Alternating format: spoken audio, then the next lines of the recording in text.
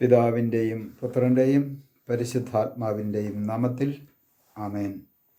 ഈശോ മിശിഹായിക്ക് സ്തുതിയായിരിക്കട്ടെ. യേശുവിൽ സ്നേഹം നിറഞ്ഞ സഹോദരങ്ങളെ എല്ലാവരെയും ദൈവവചന ധ്യാനത്തിലേക്ക് നമ്മുടെ കർത്താവായ യേശു ക്രിസ്തുവിൻ്റെ നാമത്തിൽ സ്വാഗതം ചെയ്യുന്നു. നമ്മുടെ കർത്താവ് ഈശോ മിശിഹ എല്ലാവരെയും സ്വർഗം തുറന്ന് അനുഗ്രഹിക്കട്ടെ എന്ന് പ്രാർത്ഥിക്കുന്നു. പ്രിയ സഹോദരങ്ങളെ, പരിശുദ്ധാത്മാവ് നമുക്ക് നൽകുന്ന ഏറ്റവും വലിയൊരു കൃപയാണല്ലോ, അനുഗ്രഹമാണല്ലോ. ദൈവത്തിൽ നിഗൂഢമായിരിക്കുന്ന, ദൈവത്തിൽ മാത്രം നിറഞ്ഞു നിൽക്കുന്ന പരിശുദ്ധാത്മാവിൻ്റെ ഒരു ഫലമാണല്ലോ ക്ഷമ.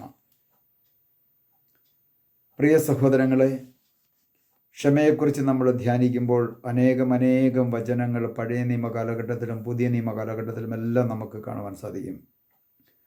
ദാനിയേലിൻ്റെ പുസ്തകം വായിച്ചാൽ 9-ാം അധ്യായത്തിൻ്റെ 15 മുതൽ ഏതാണ്ട് 23 വരെയുള്ള തിരുവചനങ്ങൾ വായിക്കുമ്പോൾ മനുഷ്യൻ ചെയ്തു കൂട്ടിയ അകൃത്യങ്ങൾക്ക് ക്ഷമ കൊടുക്കുന്ന ഒരു ദൈവത്തെ അവിടെ ദാനിയേൽ പ്രവാചകനിലൂടെ അവതരിപ്പിക്കപ്പെടുകയാണ്.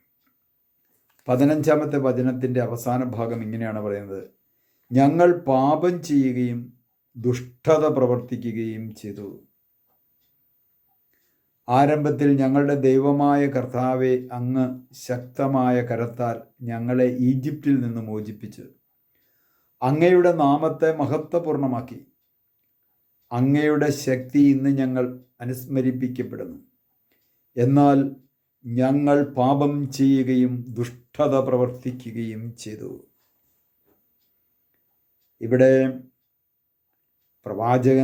ദാനിയേൽ പ്രവാചകൻ പറയുകയാണ്, കർത്താവെ, ഞങ്ങൾ പാപം ചെയ്യുക മാത്രമല്ല, ഞങ്ങളുടെ ജീവിതത്തിൽ ഞങ്ങളുടെ സഹോദരങ്ങളോടും ഞങ്ങളുടെ സമൂഹത്തിലുള്ള വ്യക്തികളോടും വലിയ ദുഷ്ടത പ്രവർത്തിച്ചു. അങ്ങനെ ദുഷ്ടത പ്രവർത്തിക്കുകയും ഞങ്ങൾ ചെയ്തിരിക്കുന്നു.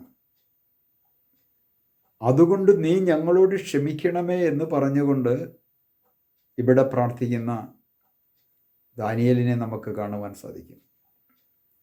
സമൂഹത്തിലുള്ള ജനങ്ങളുടെ അകൃത്യങ്ങൾക്ക് വേണ്ടി ആ സമൂഹത്തോട് ദൈവത്തിൻ്റെ ക്ഷമ, ആ സമൂഹത്തിലേക്ക് ദൈവിക ക്ഷമയൊന്ന് ഒഴുകിയെത്തുവാൻ വേണ്ടി പ്രാർത്ഥിക്കുന്ന ദാനിയേലിനെയും നമുക്ക് കാണുവാൻ സാധിക്കും.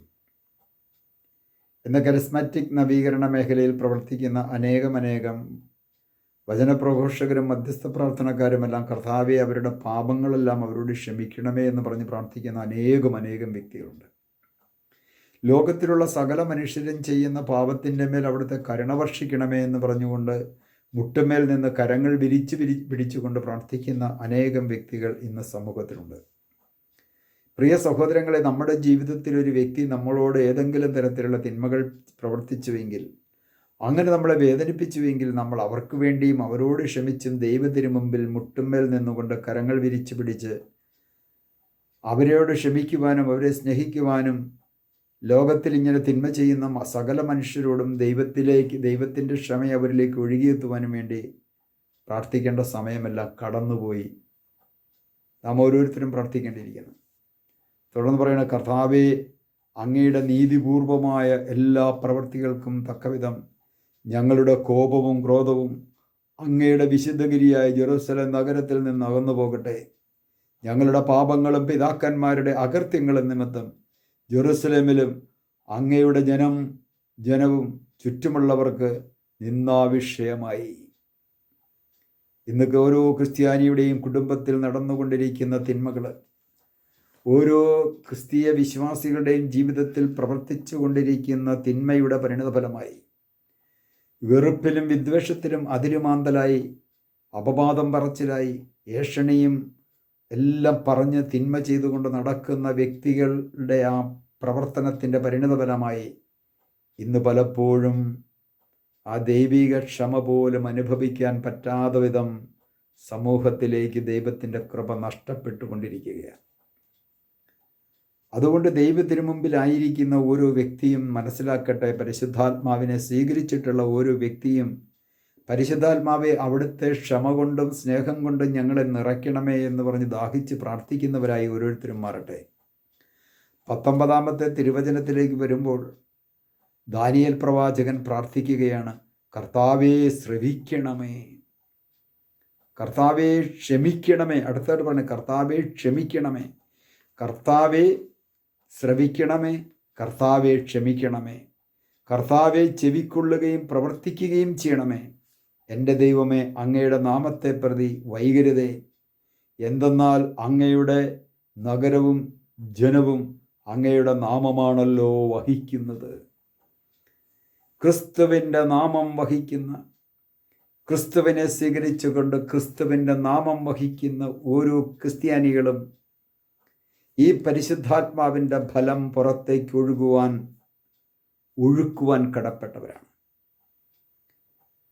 ഇന്ന് പലപ്പോഴും സാമൂഹ്യ മാധ്യമങ്ങളിലേക്ക് നോക്കിക്കഴിഞ്ഞാലും വെറുപ്പിൻ്റെയും വിദ്വേഷത്തിൻ്റെയും വൈരാഗ്യത്തിൻ്റെയും എല്ലാം പ്രചരണങ്ങളാണ് നടന്നുകൊണ്ടിരിക്കുന്നത്.